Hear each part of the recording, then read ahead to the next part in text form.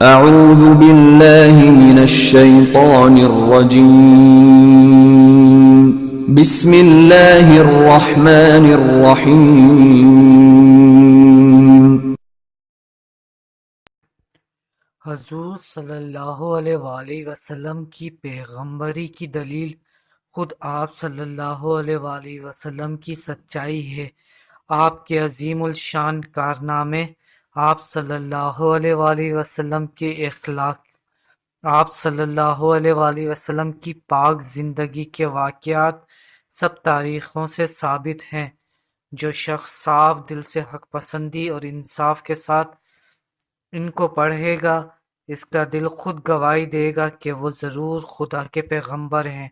وہ کلام جو انہوں نے پیش کیا وہ یہی قرآن ہے جسے ہم پڑھتے ہیں۔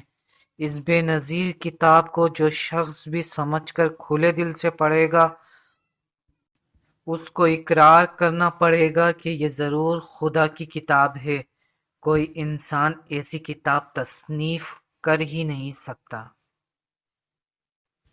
اس زمانے میں اسلام کا سچا اور سیدھا راستہ معلوم کرنے کا کوئی ذریعہ محمد صلی اللہ علیہ وآلہ وسلم کی تعلیم اور قرآن مجید کے سوا نہیں ہے۔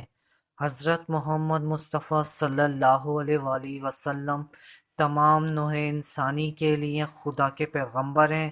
ان پر پیغمبری کا سلسلہ ختم کر دیا گیا۔ اللہ تعالیٰ انسان کو جس قدر ہدایت دینا چاہتا تھا وہ سب کی سب اس نے اپنے آخری نبی کے ذریعے بھیج دی۔ اب جو شخص حق کا طالب ہو اور خدا کا مسلم بندہ بننا چاہتا ہو، اس پر لازم ہے کہ خدا کے آخری پیغمبر پر ایمان لائے۔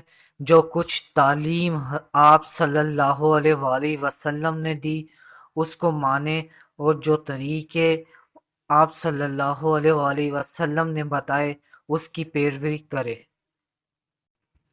ہم اپنی زندگی کے ہر معاملے میں ہر وقت حضور صلی اللہ علیہ وآلہ وسلم کی زندگی سے سبق لے سکتے ہیں۔ یہی اس بات کی دلیل ہے کہ حضور صلی اللہ علیہ وآلہ وسلم کے بعد کسی دوسرے پیغمبر کی ضرورت نہیں۔ آن حضرت صلی اللہ علیہ وآلہ وسلم کے ذریعے سے دنیا کو اسلام کی مکمل تعلیم دی جا چکی ہے۔ اب نہ اس میں کچھ گھٹانے بڑھانے کی ضرورت ہے۔ آن حضرت صلی اللہ علیہ وآلہ وسلم کسی خاص قوم کے لیے نہیں بلکہ تمام دنیا کے لیے نبی بنا کر بھیجے گئے ہیں، اور تمام انسانوں کے لیے آپ کی تعلیم کافی ہے۔ لہٰذا اب کسی قوم کے لیے الگ نبی آنے کی بھی ضرورت نہیں ہے۔ اسی بنا پر آن حضرت صلی اللہ علیہ وآلہ وسلم کو خاتم النبیین کہا گیا ہے، یعنی سلسلہ نبوت کو ختم کر دینے والا۔ اب دنیا کو کسی دوسرے نبی کی ضرورت نہیں ہے بلکہ صرف ایسے لوگوں کی ضرورت ہے جو آپ صلی اللہ علیہ وآلہ وسلم کے طریقے پر خود چلیں اور دوسروں کو چلائیں۔